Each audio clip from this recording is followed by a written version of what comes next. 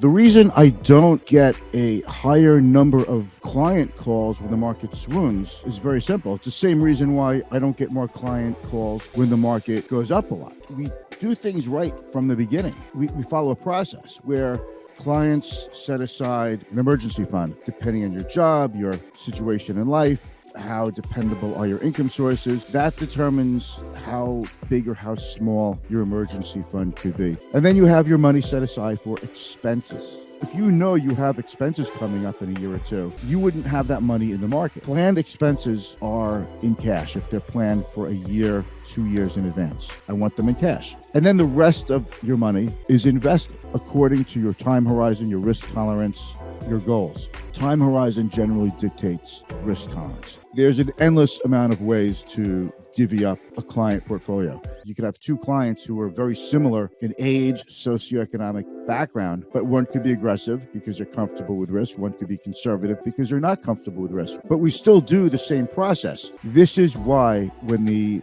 stuff hits the fan with the market, my phone doesn't light up any more than if the market was flat or if the market was up a lot, because we go through this process, we monitor for changes, and we rebalance occasionally.